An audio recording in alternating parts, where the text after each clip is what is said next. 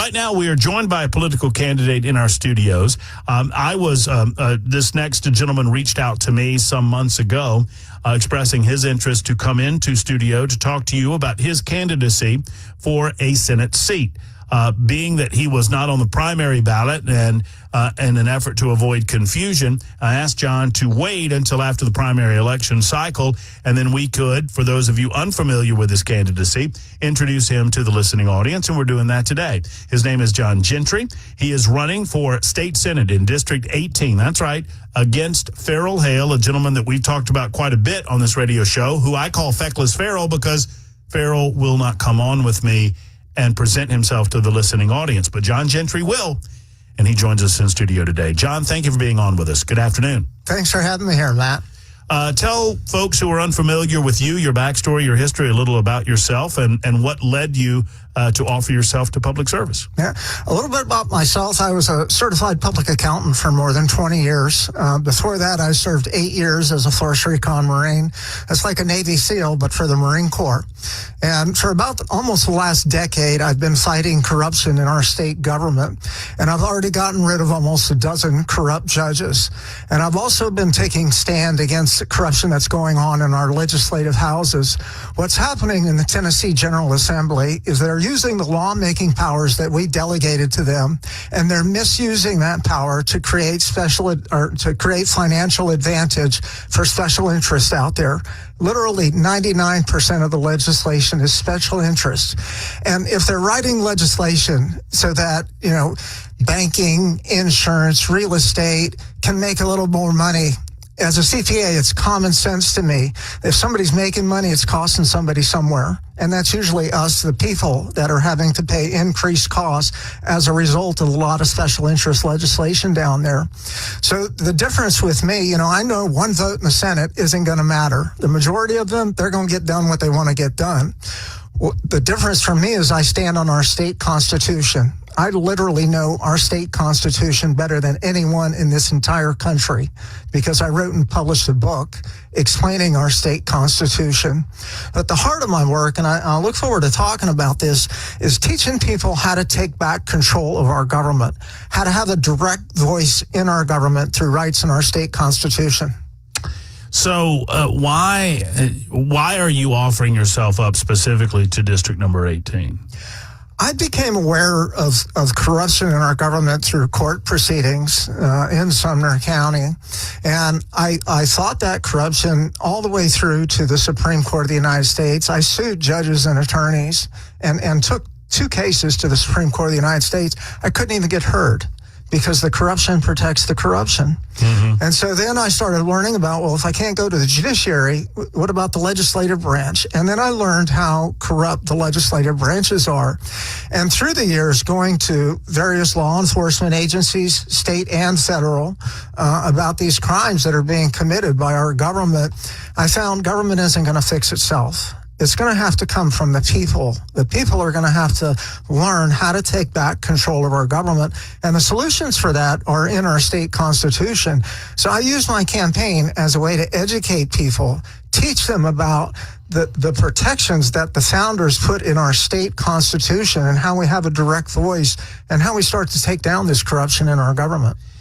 You're talking my language, John, because I do believe that government's natural state is to grow and to absorb responsibilities and power that it was not designed to absorb nor to take up. And sadly, the fight against that growth and encroachment, we see it more at the federal level because they're allowed to borrow against the good faith and credit, and we see what happens there. $36 trillion later now. But it happens in state government as well, where the authorities vested in the local communities somehow get absorbed into Nashville, and it happens in a way that the citizenry doesn't typically notice. And it's our state legislatures that very often fill positions in Congress. They're coming out of our General Assembly. They learn that corrupt process, serving as state legislators down there. I ask a lot of people I talk to, is it a fair statement that we all pretty much agree we have a big problem with corruption in government? And I have yet to have one single person say, no, we don't have a problem with corruption in government. we all recognize the problem, and there is not a single other candidate who even acknowledges that we have a problem with corruption in our government. So it has to be true that these other candidates are incredibly stupid and don't realize we have a problem with corruption in government, or they're a part of it, either actively participating or turning a blind eye to it. And I do not accept this corruption that is going on in our state government, and I know how to fix the problem. And the solution to the problem is educating the people about how to take back control of our government. Now, when you say corruption in government, that's a big phrase. That's a big concept. Boil it down for us and help us understand what you mean when you say that the politicians in Nashville, in the state legislature, are corrupt. That's a good point. And when I talk about corruption, I just don't make vague allegations. I'm very specific about it. In 1953, they created the Tennessee Code Commission, and they put the Chief Justice of the Tennessee Supreme Court is the chair of that. 1971, they created the Tennessee Board of Judicial Conduct, and it used to be all judges, almost a dozen. Now it has 8 new judges in there. Our state constitution prohibits judges from holding any other office, period. You're a judge, that's all you get to be, because the founders knew you give a judge a second office, it's always going to lead to corruption. And certainly a conflict of interest. Well, nothing else. It's strictly about protecting corruption. That's why they put that provision in there. And as a result of that, our judicial branch is completely unchecked branch of government, accountable to no one. They are literally above the law, and they're destroying lives in our courtroom. In the Tennessee Code Commission, they actually deceive what are the public acts passed by the General Assembly, the way that they compile that into Tennessee Code annotated. And a huge violation of separation of powers. When I talk about legislative corruption, like for example, there was a strategic lawsuit against public participation bill that I went and testified against a couple of years. A lot of this legislation, when you actually look at the legislation, not the caption. The caption is the pretended legislation. They tell you, this is what it's supposed to be for. When you get into the language, there is no good public purpose to that legislation, and it is clear that they're creating financial advantage. They're creating immunities for government officials so that they can't be held accountable. There's incredible amounts of that kind of legislation going on down there, and there's nobody talking about it except for John Gentry. So, and I just want to dig a little bit deeper into what you're discussing, because when you say the word corruption, it indicates that someone is doing something either underhandedly or illegally. And what you just described, it occurs to me, is a group of people doing things in broad daylight that go against the fabric of the founding of the state of Tennessee, go against the Constitution of the state of Tennessee. So are they? I mean, is corruption? I don't want to use your word against you, but is corruption the wrong word to use? I mean, isn't it our responsibility as a people to recognize when the elected officials that we put in office are using their position to expand and broaden the power of the office? Well, you understand my question? Yeah, the founders called it. You're asking, is this unfair to call this corruption? Right. No, absolutely, it is corruption. The founders called it tyranny and oppression, but it is exactly the same thing.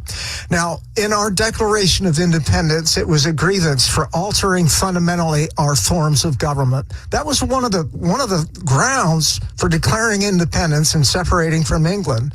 When our Tennessee legislature created the Code Commission and the Board of Judicial Conduct, they put judges in prohibited offices. They unlawfully altered our form of government.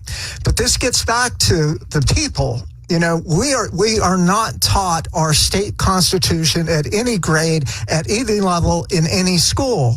And so the people don't know that we have a problem. The legislature that created them in 1953 and 1971 didn't know their state constitution, didn't know that they were acting in violation of it. But when it gets down to it, every bit of corruption that is going on in this state it boils down, when you peel back all the layers, it's judges holding prohibited offices in the Code Commission and the Board of Judicial Conduct. Well, and you are running for state senate, then why? To correct that issue? Is that your primary goal? Absolutely.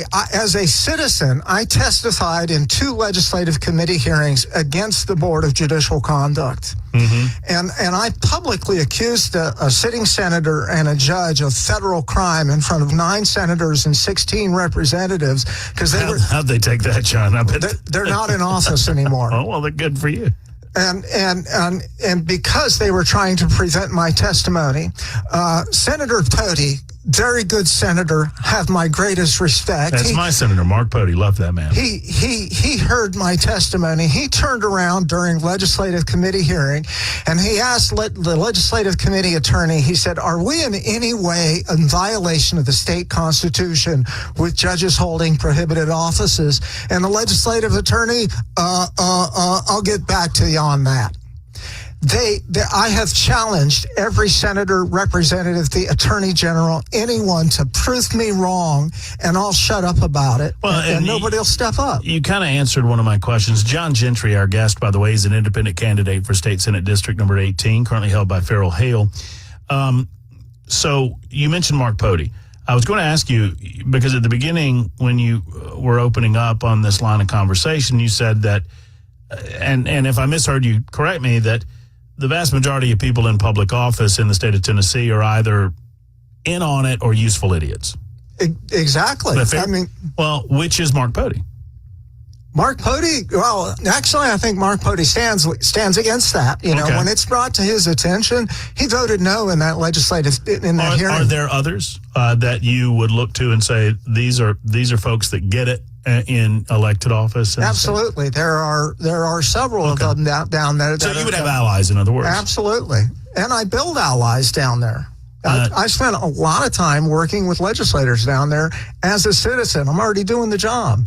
120 SuperTalk 99.7 WTN. John Gentry with us for another good segment, good conversation to begin our visit together. You can find out more about John at wethepeoplev50.com. That's his website.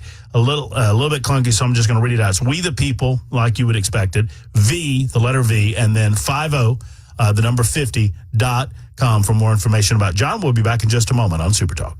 We have 5 more minutes of good conversation with John Gentry, who is running for state senate as an independent candidate. I was just talking to you off air, and folks, you just need to look for the name John Gentry because there'll be some other names on your ballot in November, in addition to the incumbent Farrell Hale. Is Farrell, just talk to me about how he is a part of the problem specifically to the Senate district that you're running for and beyond, because this is I don't want to say it's a hard concept for people to grasp that government's grown beyond its constitutional duty and boundaries, but that's a hard one for people to grab onto maybe locally. Are there local issues that are consistent with your message, your mission statement regarding the growth of government that you want to talk about too, John? You know, there's a lot of stuff that Hale's primary challenger, Chris Spencer, put out there that Hale is basically a rhino. I actually went down and specifically testified against legislation sponsored by Hale, which was to confound FOIA requests to our state government. So Senator Hale was actually sponsored legislation that would make it much more difficult for citizens to actually have transparency through FOIA requests. And that's protecting the corruption in government directly.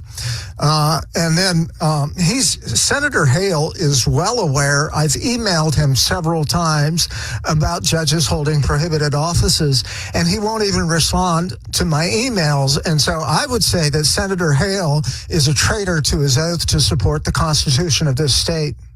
Well, there's strong words, but, you know, I requested on several different occasions through his cell phone and through his campaign audience with Senator Hale, and he just ignores me. There's a state law, and I'm pretty sure they enacted this to try to get me. There's a new state law that if you are a candidate and you make a false statement about another candidate, it's a misdemeanor crime with 30 days in jail, which is, you know, that's a civil tort, libel or slander. But now they've actually turned it into a crime if you're a candidate. And so I know this law, and I don't make these these statements lightly. Farrell Hale is a traitor to his oath to support the Constitution of this state. And you challenge, it sounds like you're almost challenging Farrell to dispute that. Absolutely, and any district attorney, come after me and try to prosecute me for this, because I'd be happy to prove it in a court of law. You made that you consider yourself a constitutional conservative? Absolutely, I'm conservative, and my work is not so much about party politics. I mean, absolutely, of course, I'm going to vote conservative. The job of being a senator, it really should be stupid simple. It really ought to be. You do what the majority of the people who elected you want you to do. You do what the Constitution allows and nothing more, and you do what's morally the right thing. And there shouldn't be anything hard about that. I don't think our senators and representatives have actually read our state constitution. I would agree with that. That they swore an oath to. Because if they did, they would know that a lot of legislation that's going through our General Assembly is repugnant to our state constitution. So this is the reason that you run as an independent? I mean, obviously there's some... No, the reason I'm running as an independent, the Republican Party controls who's on the ballot by disqualifying people they don't like. And because I've been fighting corruption in our government for almost a decade, I figure they're going to make up some excuse and disqualify me. Now, they just put in a new bylaw. If you sue the Republican Party, you can't run as a Republican for 10 years. So if I'm wrongfully disqualified, I can't even defend myself in a court of law. And under state law, if you're disqualified from a primary, statutory law prohibits you from switching to an independent and running in the general election. They're stacking the deck, Matt. And so, they just disqualified 14 Republicans across the state before the August primary.